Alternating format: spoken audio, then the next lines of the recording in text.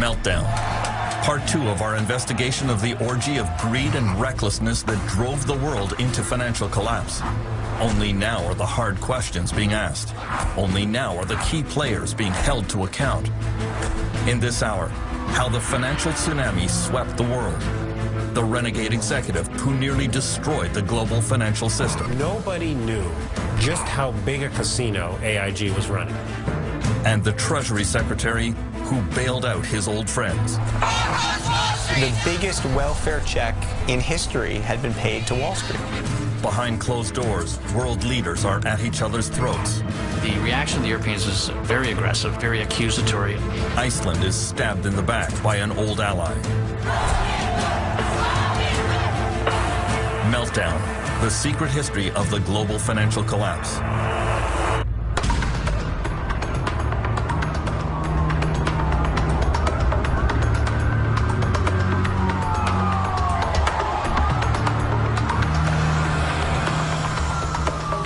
Sometime during the night of September 17th, 2008, the world financial system went into cardiac arrest. The failure of Lehman Brothers, the largest bankruptcy in U.S. history, had sent financial markets into a tailspin. The New York Stock Exchange had its biggest one-day drop since the 9/11 attack. Markets from London and Paris to Shanghai fell in lockstep. Russia suspended all trading. In an epidemic of fear, the world's major banks stopped lending money and accepting collateral from each other. The next morning, at precisely 10:15 a.m., President George W. Bush stepped out of the Oval Office to try and reassure the public. The American people are concerned about the situation in our financial markets. I've canceled my travel today to stay in Washington and consult with my economic advisors. Bush convened that emergency meeting in the White House Roosevelt Room. According to notes, U.S. Treasury Secretary Hank Paulson told the president that the United States was on the edge of a total financial meltdown. He said, "If we don't act boldly, we could be in a depression deeper than the Great Depression." Paulson had also warned, "This is the financial equivalent of war, and we're going to need wartime powers." There was a moment, I think, in this country where, at least for several days, the de facto President of the United States, actually, was not President Bush, but it was an unelected gentleman from Wall Street named Hank Paulson.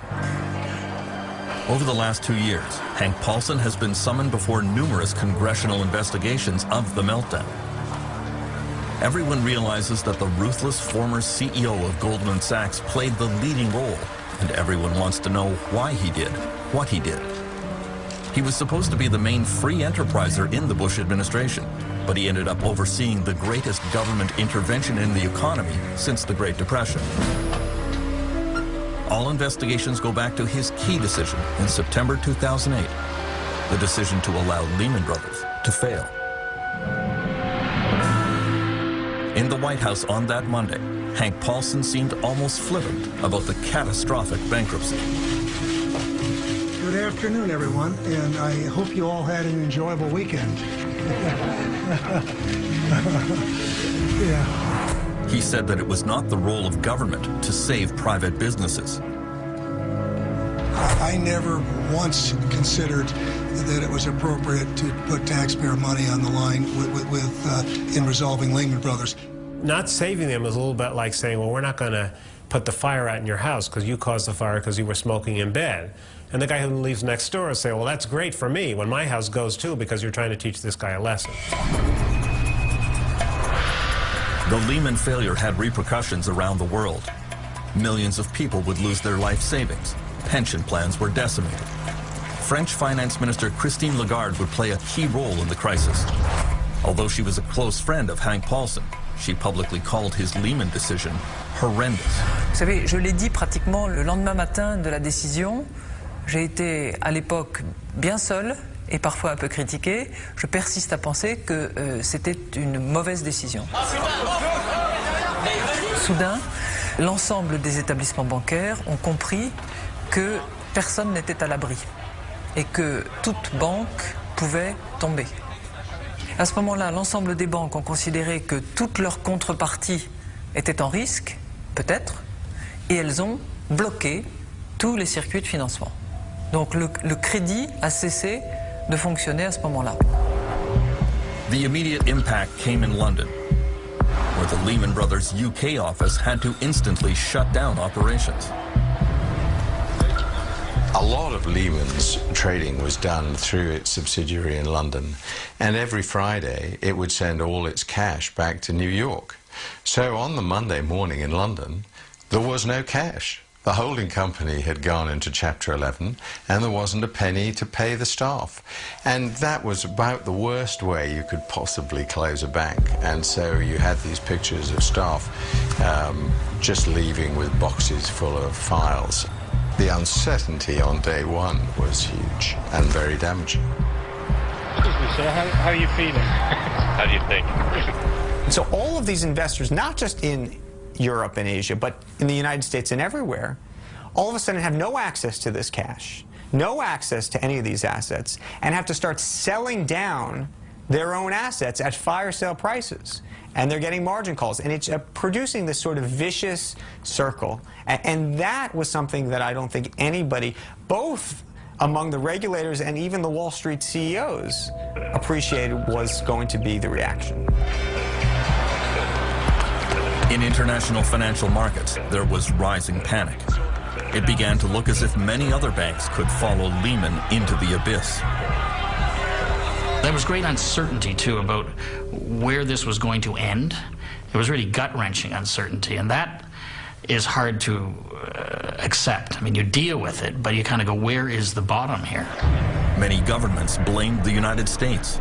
The US authorities have not got a grip on this. They're losing control, and I think you saw that in the trade credit. Suddenly it was impossible to get trade credit, and literally from that week you see this dramatic downturn in world trade. And of course we were hit by that. We're a trading country, so the collateral damage was huge. All eyes turned to Hank Paulson to see what the US government would do next. He was not always clear about his intentions. I don't know if you've read it yet, but we had said that we welcome. He's not very articulate. He has a hard time explaining what he's doing. He seems to be very impulsive. He's constantly on the phone barking orders. He's impatient. He drives his people very hard. He understands very quickly how severe the financial problems are, but I think he muddles the message in ways that may make it worse, because it's very confusing. He says one thing and does another, and then he changes his mind again. Paulson's ability to reverse directions came to the fore in the next crisis he confronted: the near collapse of the world's biggest insurance company, AIG. It emerged that the dealings of one obscure executive at AIG threatened the entire world financial system. His name was Joseph Cassano. Cassano lived in the most exclusive neighborhood in London, England. Every morning at 7 a.m., the 53-year-old American executive would hop on his bicycle for the short trip to the office. He may have dressed like a bike messenger, but in fact he was the head of the financial products division of AIG. He had moved to London because the kind of trading he did was banned in the United States. Cassano would insure companies against the failure of their business partners. It was a very risky thing to do. But in conference calls with investors, he claimed that it was a no-lose proposition. It's hard for us, without being flippant, to even see a scenario that would see us losing $1 in any of those transactions.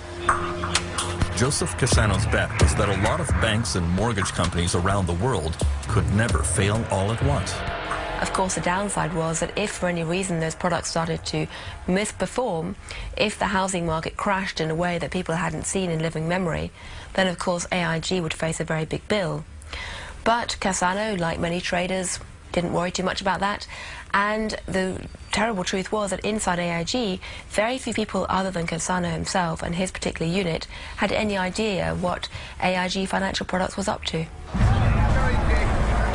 In September 2008, when many banks around the world began collapsing, Cassano's risky insurance scheme pushed AIG to the edge of bankruptcy. Hank Paulson was quick to deny that he had any intention of stepping in to save AIG. The truth was that the company's desperate financial situation came as a complete shock to the Treasury Secretary and all regulatory agencies in the United States. Total surprise, which is a complete indictment of the financial regulatory system. How can you be surprised by something that is so big and so dangerous that if it gets in trouble, you have to spend hundreds of billions of taxpayers' money to put it out of its misery? Nobody knew just how big a casino AIG was running.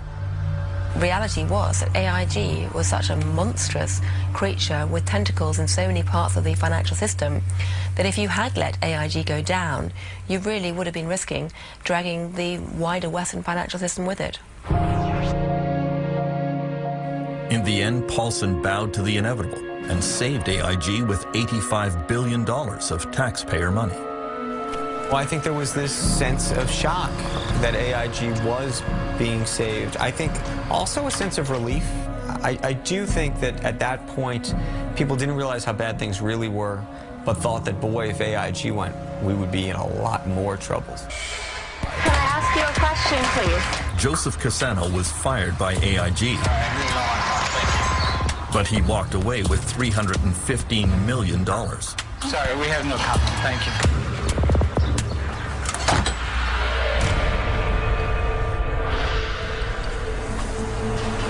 On Thursday, September 18th, U.S. Federal Reserve Chairman Ben Bernanke and Hank Paulson went to ask congressional leaders for more powers and several $100 billion to staunch the bleeding.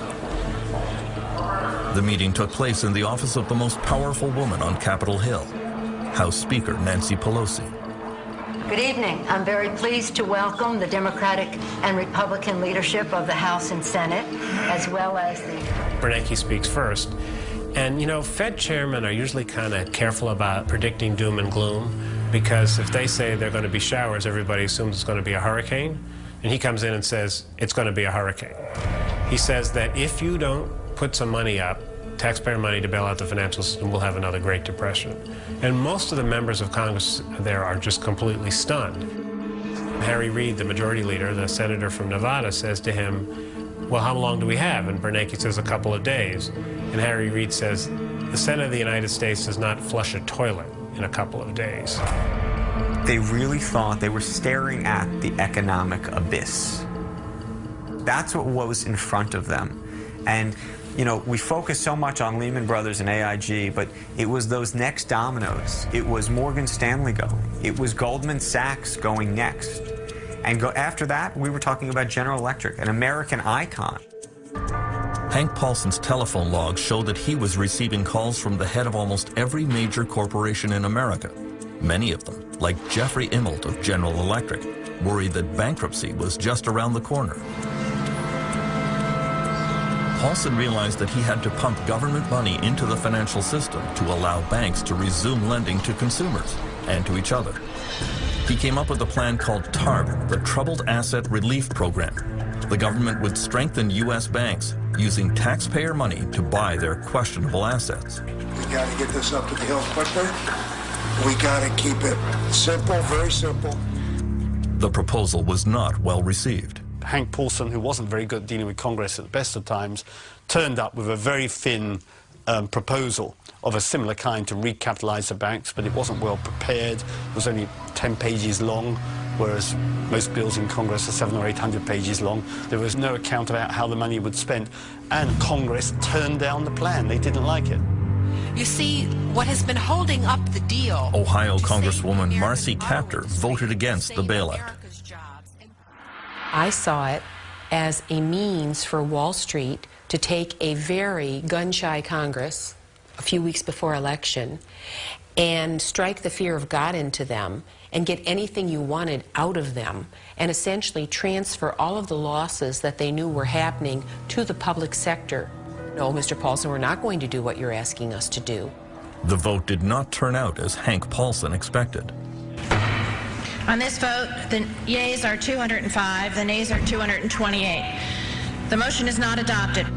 the bailout package was defeated today. Stocks fell off a cliff, the largest single-point drop in history. In the end, well, they were horrified.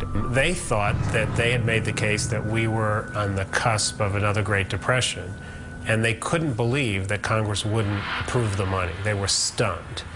And it made the crisis worse because it made everybody wonder whether our political system had its act together.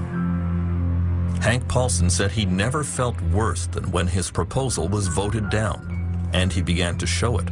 One of the sort of physical reactions he has is he does these sort of dry heaves. It's sort of almost a nervous, emotional, tired, it's his form of sickness, if you will. There's a moment when he goes to the Hill. He's trying to convince these congressional members to pass TARP, and that evening, you know, they bring him a trash can, and they say, should we get the, you know, the congressional doctor to come? And he says, no, this happens to me a lot. Paulson's international colleagues could see that he was under enormous pressure. Il a été sous des moments de stress exceptionnels, sans aucun doute. J'ai le souvenir précis d'une conversation téléphonique que je souhaitais avoir avec lui sur AIG, et où il m'a dit je prends ton appel, mais j'ai 15 secondes. Et je veux bien le croire. On était dans des périodes de temps extraordinairement courts pour des enjeux énormes. Ben Bernanke and Hank Paulson warned congressional leaders that if they did not get sweeping new powers and $700 billion, there was a serious chance of another Great Depression. In the end, they got the powers and the money, but the signs of depression started appearing anyway.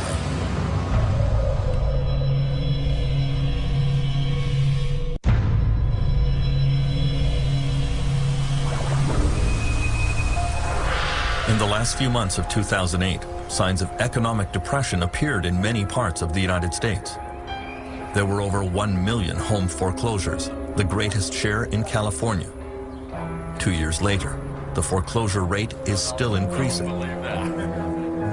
What he doesn't get right now, he can get from... Deputy Mark Haybaker of the Sacramento Sheriff's Department used to enforce only 1 or 2 foreclosures a month. Now he has 20 to 30 a week. The owner here had poor health and no insurance, and so lost everything. Good luck to you folks, huh? All right, you guys are good. Take care. Don't move to California, that's all I got to say. Construction worker John Kesnick is helping the family move out on the foreclosure deadline, piling their belongings onto the sidewalk. He too has been out of work for months. There's just no one's buying any houses. What's happening to the California dream? Yeah, okay. It used to be good here. Ain't no more. It was good, guys. Sheriff Haybaker has one of the toughest jobs in the state. He often has to forcibly remove people, and sometimes even has to draw his weapon. He is haunted by the case of one older man who was not going to listen to reason. Hello? Sheriff? He continually called the bank and made threats to them. The bank made me aware of this. I showed up with another officer. We approached the house and made entry into the house, and when we did, he shot himself, committed suicide. The living room was dark. He was sitting in the living room on a couch. Didn't leave a note for us, didn't leave any explanation at all, and he did pass away the day after that. His family had probably lived there his whole life, and the bank took his house, and he probably felt that he had nowhere else to go. After being foreclosed, many former homeowners have no place to go and fall into despair. Some have to sleep in their cars.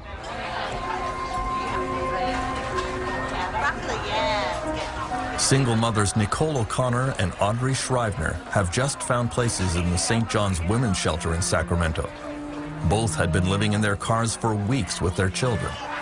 Audrey has also been battling cancer. I've been working since I was 15, so I have a lot of history, but physically I'm just not up to it, right now. And so for the months before I came here, me and the 2 kids were living out of my van. Yeah, and that's scary. Not many places you could park a car overnight. That's being a woman by yourself. You've got security running around going, you're not supposed to park here. It's like, well, where are you supposed to go? And you're a single woman pregnant, 7 months pregnant, and you're like, where do I go? Where do I go? I'm not used to living on the street because I didn't know where to turn. You just cry. You're in a small van, and you just want to cry all night, and you just don't know where to turn. Under government pressure, California banks and mortgage companies hold events like this one in San Diego. Homeowners facing foreclosure are offered one last chance. They line up to talk one more time with bank officials, but there is little room for negotiation. It is exasperating for homeowners like Jack, who did not wish to provide his last name. They don't do any favors for anybody. It's all about money. They don't care about people. They can send them all and make them homeless, put them in the street. They don't care if they're elderly, disabled, people who lost their jobs or had a health condition or mental health condition. They could care less. They could care less. It's only in America. Rob or feed the rich. That's how it is in America. The actions of banks during the financial crisis raised the ire of many U.S. politicians. They don't return your phone call, or they put you through so many hoops that you get so confused that you just give up. And that's the whole idea. Wear you out. Make it confusing, make it very intimidating, and you'll walk away. And then someone else ends up owning that property, not you. So you've lost everything that you've invested in. The gentlelady from Ohio rise. Marcy Kaptur went to the U.S. House of Representatives and told Americans to fight back against foreclosures, even by resisting the sheriffs. What I'm telling people right now is stay in your homes. If the American people, anybody out there is being foreclosed, don't leave. You be squatters in your own homes. Don't you leave. In Ohio and Michigan and Indiana and Illinois and all these other places where our people are being treated like chattel. I would venture to say well over 75% of the people that get these notices from lending institutions have no clue about how to defend their own interests legally. It is just, it's a tragedy. On Monday, October 13th, 2008, as the U.S. economy was spiraling downwards, America's top bank CEOs were summoned to an emergency meeting at the U.S. Treasury building in Washington. News cameras caught fleeting images of the arrival of Jamie Dimon of J.P. Morgan and Lloyd Blankfein of Goldman Sachs, John Thain of Merrill Lynch, and John Mack of Morgan Stanley. It was a holiday weekend, and the purpose of the meeting was kept secret from the participants. I, David, it's Hank. U.S. Treasury Secretary Hank Paulson had decided the time had come for radical action. He intended to launch a virtual government takeover of the U.S. banking system by making direct government investments in all major banks. He knew that many bankers would be reluctant to accept. Paulson has a problem, which is basically the government of the United States can't force the banks to take this taxpayer capital. He wants them to take it because he wants to put capital into the weakest banks, and he wants the financial system to have more capital, because if it doesn't have more capital, it's going to shrink, and that's going to hurt us all. So he has to use his forcefulness to make them feel like none of them have a choice. And he does. The bankers knew that if they accepted the money, they would also have to accept a lot more government interference in the way they ran their businesses, right down to the size of their bonuses, something they desperately wished to avoid. In the end, each of the 9 CEOs present signed a hastily drafted single sheet of paper. $10 billion of government investment for Merrill Lynch, $10 billion for Goldman Sachs, $25 billion for J.P. Morgan, $250 billion in all. To Hank Paulson's own surprise, they capitulated much more quickly and easily than he ever imagined. Literally by 4 or 5 in the afternoon, it was done. Nice suit there, buddy. Try not to steal any more money. The biggest welfare check in history had been paid to Wall Street.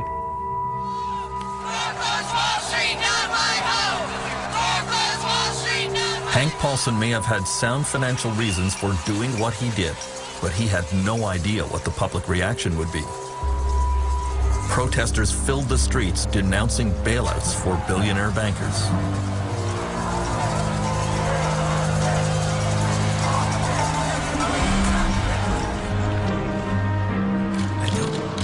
Paulson is still under fire for his handling of the financial crisis. At congressional investigations, he is pressed about what exactly U.S. taxpayers got for their billions of dollars. Ohio's Marcy Kaptur is determined to hold him to account. Well, you know, I wish you'd gotten a better deal for the taxpayers. You certainly got a good deal for a lot of your former clients. I think if you look at what the taxpayer is going to make on a number of these companies, it will have been good. But the biggest advantage to the taxpayer is what didn't happen. And that we did not have a collapse. We did not have double the number of foreclosures in Ohio. And oh, they're happening, Mr. Paulson. You ought to come and visit us in Ohio and see the results of your handiwork. Well, I know how terrible it is. I'm just telling you it would have been worse. That's your best argument. That's not good enough. You probably don't agree there was a crisis. I agree it was a crisis of your making for very... The gentlewoman's time has expired. The economic collapse of 2008 quickly spread to Europe, and so did the rage against bankers and politicians.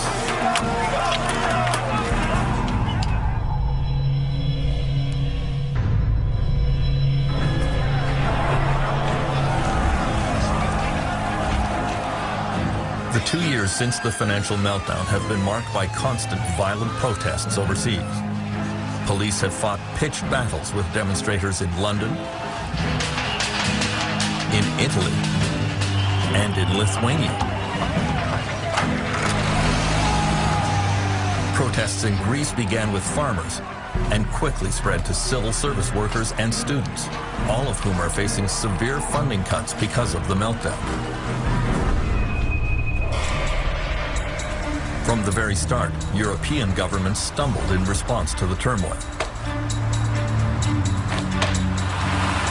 Conflicts first appeared at this meeting in Paris on October 4th, 2008. Banks in Britain and France had already started to collapse, but Europe's leaders couldn't agree on what to do about it. France's Christine Lagarde had proposed a European rescue fund for troubled banks, but Germany's Angela Merkel wanted nothing to do with bailouts of any other country's financial problems. In a closed session at the summit, Merkel sternly told President Nicolas Sarkozy, every country must clean up its own shit. Ironically, that very day, a German mortgage lender suddenly needed a massive government bailout, and it was Merkel who had to write the check. A French newspaper quoted Sarkozy's gloating. Merkel told me each to his own shit, and then she ends up in it. Maybe the meeting failed, but it was not my failure, it was Merkel's. She fell into her own trap. The whole affair was not a great advertisement for European unity. Et c'est pas un drame. C'est pas d'aujourd'hui que l'on ignore qu'il y a une culture anglo-saxonne, que l'Allemagne a sa propre organisation hollandaise et que les pays méditerranéens peuvent avoir d'autres idées. Tout le monde le sait. Mais vous savez, l'Europe, c'est 27 pays souverains. Ce ne sont pas des provinces. Ce sont des pays avec leur souveraineté, leurs drapeaux, leurs hymnes nationaux, leurs histoires respectives qui ont souvent été en guerre les uns avec les autres. Et cette Union européenne qui est un véritable miracle depuis sa constitution, elle fonctionne de manière cohérente, consensuelle, cohésive. Mais elle ne fonctionne pas comme un seul homme sous une fédération comme pourraient fonctionner les États-Unis ou le Canada par exemple. We now know that the only thing that really unified the European powers was anger at the United States.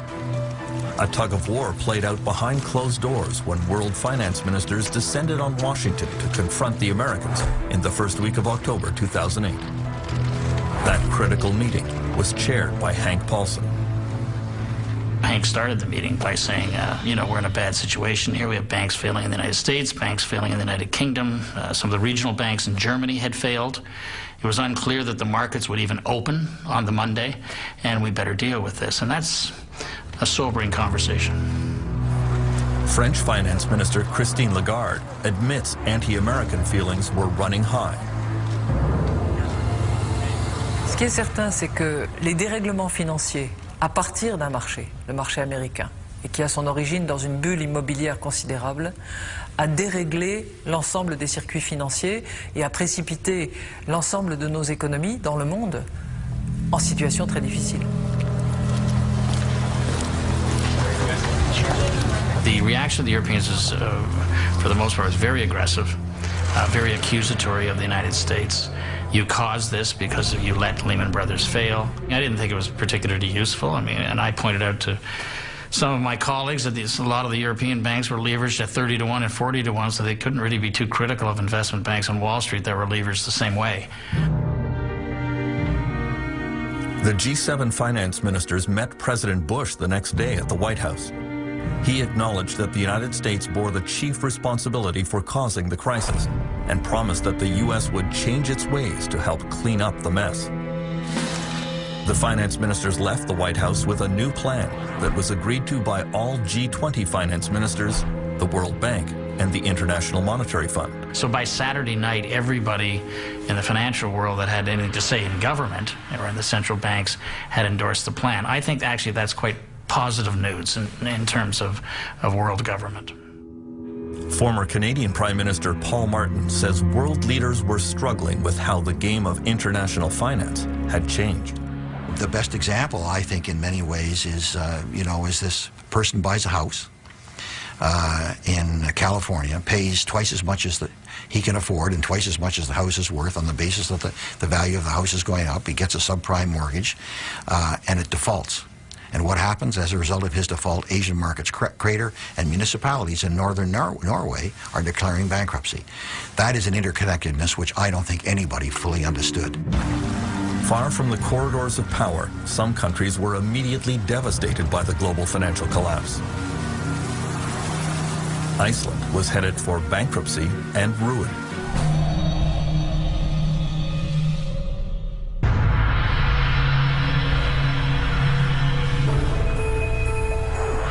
During the meltdown, the worst international dispute over money came between Britain and Iceland. Iceland flew higher and crashed harder than almost all other countries. In the boom years, Iceland had privatized its banks. The new owners embarked on a binge of questionable financial practices. Many Icelanders thought they had developed a world-beating new banking model. But the global financial collapse would prove them wrong. Egil Helgason is Iceland's most popular political broadcaster. Suddenly, a small country with no history of banking, no history of stock markets, thought that they knew best. Even it's on record from the Icelandic Chamber of Commerce saying, of course, the Scandinavian countries cannot teach Iceland anything because we are cleverer than them. In the years leading up to the crisis, Icelandic banks opened operations in London and launched major ad campaigns to convince British citizens to deposit their money in high-interest Icelandic accounts. Credit cards, club cards, discount cards, frequent flyer cards, ridiculous. The actor John Cleese became a pitchman for the Kaupthing Bank. So all you Icelanders have got this figured out. Miss iSave, right. iSave was an internet deposit scheme run by Landesbank. Because iSave's an online savings bank, completely dummy-proof. Not quite. In October 2008, Iceland's banks quickly collapsed and had to be taken over by the government. Prime Minister Geir Haarde went on national television to announce that the country was facing bankruptcy and ruin. Svo hætta raunveruleg, góðir landsmenn, að íslenska þjóðarbúið myndi ef allt færi á versta veg, sogast með bönkunum inn í brimrótið og afleiðingin yrði þjóðar gjaldþrot. Guð blessi Ísland. The UK government immediately demanded that Iceland guarantee British deposits in Icelandic bank accounts. Already facing bankruptcy, Iceland refused. British Prime Minister Gordon Brown was furious. What happened in Iceland is completely unacceptable. I've been in touch with the Icelandic Prime Minister. I've said that this is effectively illegal action that they've taken. We are freezing the assets of Icelandic companies in the United Kingdom. Britain invoked its draconian anti-terrorism legislation and placed Iceland and Landesbank on its official list of proscribed organizations. Icelanders couldn't believe it. You have the Al-Qaeda, you have the Taliban, you have North Korea, and you have the Landsbanki of Iceland, the Financial Ministry of Iceland, and the Central Bank of Iceland. So when you're on this list, you have no chance. So whatever credibility there's left, it's gone. Icelanders were very upset that Gordon Brown had categorized them as terrorists. We basically think he's a bastard. We considered Britain a friendly country. The problem we got was that we understood the then Icelandic government to be saying to us that the creditors outside Iceland weren't going to get anything, and we just couldn't sit back and allow that to happen. I think the application of legislation that was intended to deal with terrorists against a friendly country, an old ally, NATO ally, was absurd. This would never have been done had they been dealing with a more powerful country than Iceland. I think there was nothing about bullying Iceland.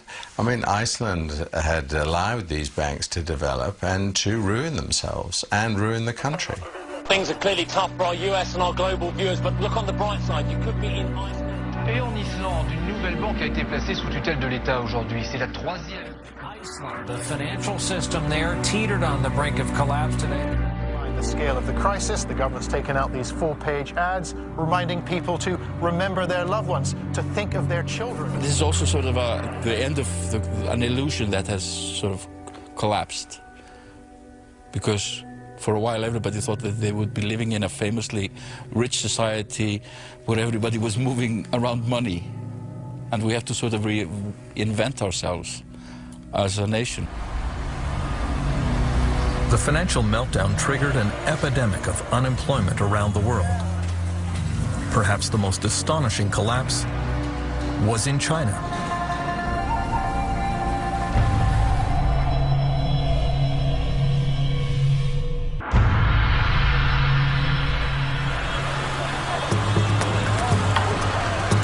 The interconnectedness of the world economy became starkly apparent in late 2008 in China. Shaoxing is China's textile capital and was among the first places to be hit by the full impact of the global financial crisis. The story begins with Tao Shulong, the millionaire owner of this textile plant in Shaoxing. Tao's factory employed 4,000 workers in an industrial compound that covered the size of several football fields.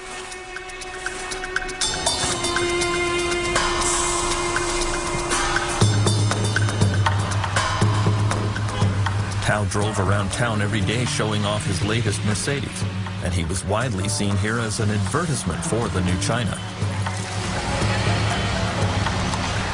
Unfortunately, in the fall of 2008, international orders for clothing from Tao's factories dried up all at once.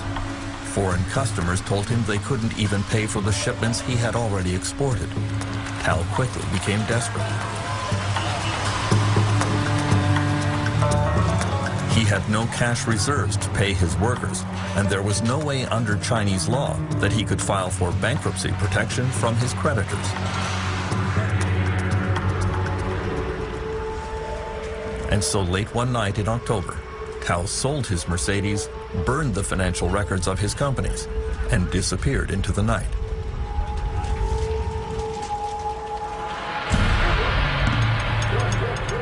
Tao wasn't the only one. Dozens of Chinese factory owners did exactly the same thing. There was a wave of bankruptcies in the Chinese industrial sector in late 2008, and millions of Chinese workers were suddenly thrown onto the street. Many textile and toy factory workers were owed months of wages.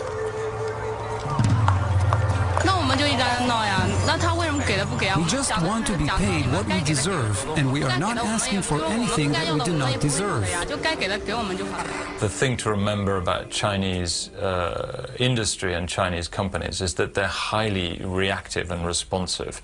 You think these are companies that can turn around a toy design and make it an export before Christmas, sometimes in a matter of weeks, and they're exactly the same.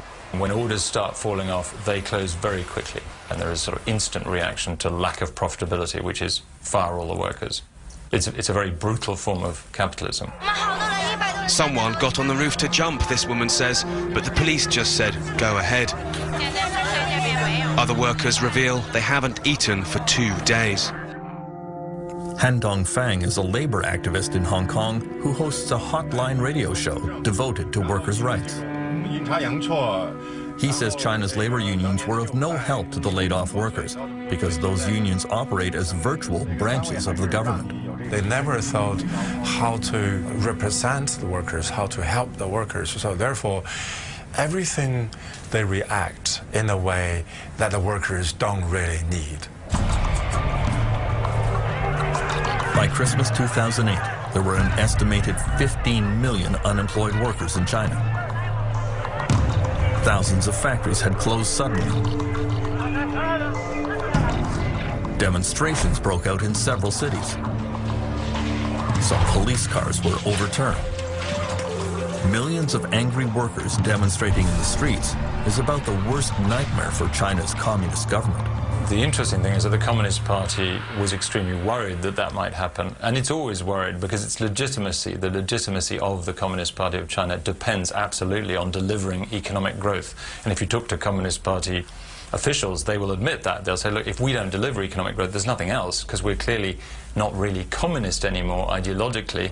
We have an essentially capitalist economy, and if we don't make it work, then we are the ones to blame, and therefore we have to keep delivering economic growth. So they're very sensitive about any form of unrest.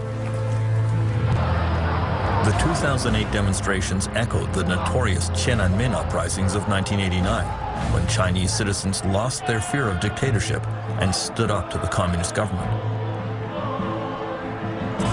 Han Dongfang was a leader of the Tiananmen protests, but speaking from experience, he urged workers not to participate in the violent demonstrations of 2008.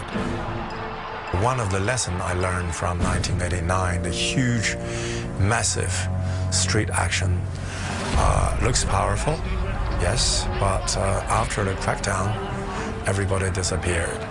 We're human beings, and we have fear in front of machine guns. Even 1 million people in the street continue for 3 days.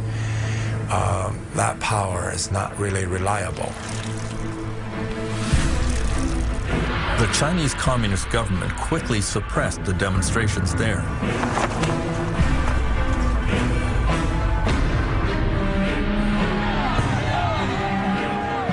But by the end of 2008, workers around the world joined the global protest against the economic devastation brought on by the financial meltdown. In Iceland, demonstrators pushed for the overthrow of the government. In France, some bosses were kidnapped and held hostage by angry employees. The victims of the crisis were fighting back.